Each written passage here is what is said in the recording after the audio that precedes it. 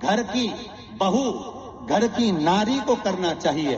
पहला, रोटी कोई बनाए, सब्जी आपको बनाना चाहिए, दाल भाजी आपको बनाना चाहिए।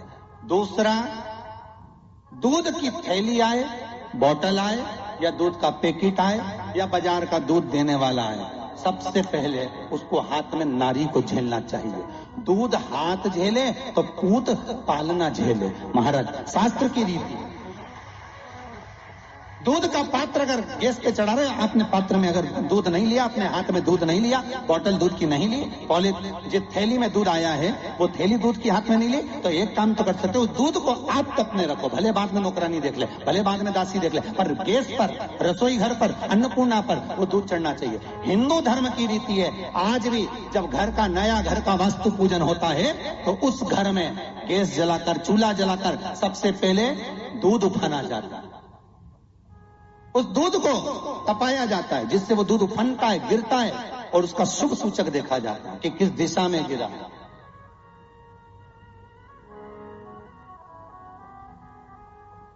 वो शुभ सूचक देखा।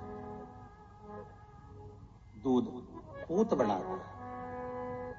तीसरा, जब पानी का मटका, हंडा, भले तुम्हारे घर में नल से पानी आ रहा हो, आरओ का पानी आ रहा हो, तुमने आरओ लगा रखा हो और उसके नीचे छोटा सा हंडा, मटका, कुछ भी, छोटा सा घड़ा, कुछ भी रखना जरूर चाहिए।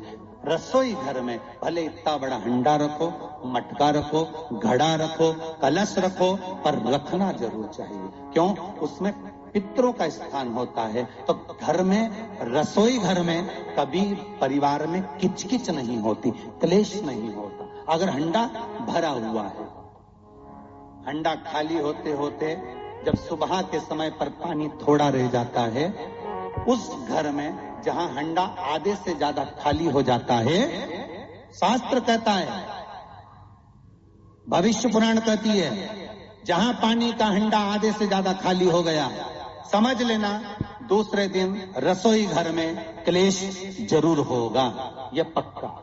इसलिए हंडे की सीमितता देखी जाती है। मटके को, हंडे को, कलश को आधे से ज्यादा भरकर रखा होना चाहिए, भले आधे तक भरा रहे पर आधे से नीचे नहीं। उस घर में हम माताएं पूछती हैं, पंडित जी हमारे घर में बहुत क्लेश है, हमारी बहू सुनती नहीं, बहू के हमारी सास नहीं सुनती। क्लेश हो कहां से रहा? जब तुम लड़की पसंद करके आई, उसका पाँव देख के आई, 25 बार फोटो देखा, अपनी रकम तोड़वा के बहू को सोने की रकम चढ़वा दी, खुद ने अच्छी साड़ी नहीं पहनी, 10-10 हजार का सूट चढ़ा दिया, चुन्नी बेस, डब्बा दिया तैयार होने का, चप्पल दी नाप की, चूड़ी का नाप मंगवाया, इतना प्रेम, और घर पे आके जगदम्बा हो गई। कारण क्या है? इतना क्लेश कहां से आ गया? जब तुमने पसंद करी, तुमने देखी, लड़की वालों ने यहाँ देखा, लड़के वालों ने वहां देखा, जब एक दूसरे को देख के सब बात हुई है, संबंध हुआ, रात भर बात चली, फिर क्या हो गया? यहाँ तो रोज फोन लगाती थी, मम्मी ये वाली साड़ी तैयार कर लो। हाँ बेटा कर ले, ऐसी बात सास और बहू में चले। चूड़ी का नाप भेज दीजिए, चोली का नाप भेज देना, और मैंने डब्बा तैयार कर लिया, मैंने वीडियो कॉल में दिखाया, देख ले, यही है। चप्पल भी लिए, ये भी लिया, चोटी भी ली, गजरा भी लिया, दुनिया का सामान लिया, शादी करी ने 2-3 लाख रुपए तो गार्डन में खर्च कर दिए, ने लोगों के खूब चटाया, 2-3 लाख रुपए खाने में खर्च कर दिए, गिफ्ट भी दिया मेहमानों को। जब इतना खर्च करा, इतनी जोरदार बातचीत थी, फिर आखिर 1-2 साल में ऐसा क्या हो जाए कि ये जगदम्बा ने ये कात्यायनी हो जाए? कारण क्या है? वो कारण तो ढूंढो। अरे बोलो तो सही है कि नहीं है? कारण तो ढूंढो कि कारण क्या है ऐसा, कि क्या कारण हो गया? अब दोष दे नहीं कि माँ ने सिखा दिया होगा, और वो दोष दे तुम तो अपनी माँ के ही हो, हमारी तो सुनो ही नहीं, अब वो इधर दोष, वो उधर दोष दे। ये दोष देने से कुछ नहीं हो, अपने कर्मों का दोष देखो। ने जरूर झांक कर देखना कि सवेरे सवेरे कहीं हंडा खाली तो नहीं मिल रहा है, पूरा नीचे तक तो नहीं चले गए, आधे से नीचे तो नहीं हो गया। मतलब घर में दूसरे दिन क्लेश तो होना ही है, भले कटोरी के चक्कर में, पानी के चक्कर में, रसोई घर के चक्कर में, रोटी के चक्कर में, चाहे दिन भर में कभी भी होगा, पर 24 घंटे में क्लेश होगा, वो पक्का है। थोड़ा भरा क्यों भर कर रखा जाता है मटका? क्यों भर कर रखते हैं हंडा?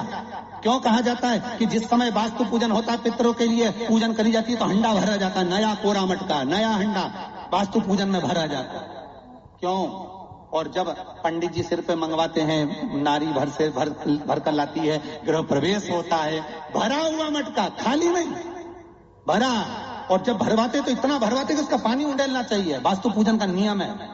जिस समय मटके को भरकर लेके आते हैं घर के अंदर, कलश भरकर लेके आते हैं, वास्तु प्रवेश करते हैं, गृह प्रवेश करते हैं, तो मटका इतना भरा जाता है, उसका पानी बाहर ढुलना चाहिए।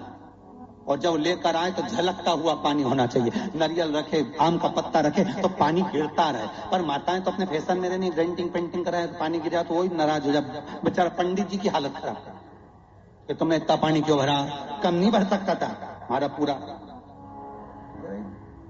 ये तो परंतु शास्त्र रीति क्या कर रही है, भविष्य पुराण क्या कर रही है, हमारी शास्त्र क्या कर रहे हैं कि पानी भरा हुआ जब चलता है, झलकता चले, घर में जब प्रवेश करे तो भगवान से यही प्रार्थना रहती है कि लक्ष्मी ऐसी झलकती रहे, इतनी कृपा कर दे। पर लोग, पंडित जी ने कह दिया अच्छे कपड़े पहनी, बेचारी ने पिन मिन लगाई हो, बढ़िया जोरदार पल्लू वल्लू लिए, तो अब एक डब्बा मब्बा भर के तैयार कर पेंटिंग कर, अब जब पानी गिरे तो कहीं तो बेचार पंडित जी ने थोड़ा खाली करो पंडित जी, खाली करो। और खाली करा, इतना भर दिया, और वो मैंने आम का पत्ता, नारियल सब धर दिया, और ना झलके ना कुछ झलके, क्योंकि इसका अहंकार इतना झलके तो कलश कहीं खाक झलके।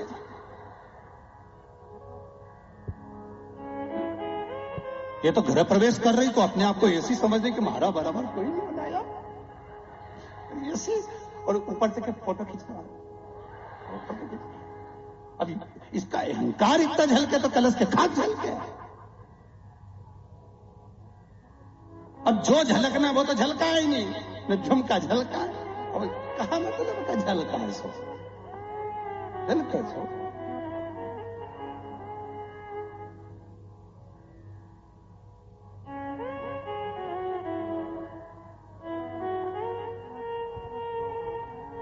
अब पंडित जी से कह रहे हमने तो वास्तु पूजन भी अच्छा कराया था, नहीं में नाग नागिन का जोड़ा भी धराया था, जब बना, जब सब कुछ करा, मकान भी अच्छा है। और कोई कह दिया कि मकान कभी पूरा नहीं हुआ, दिक्कत ये हो गई कि वो जो करना है वो तो कर ही नहीं पाए न, बस वो जो झलकाना था वो नहीं झलकाने, दूसरी चीज झलक गई है। अब कहीं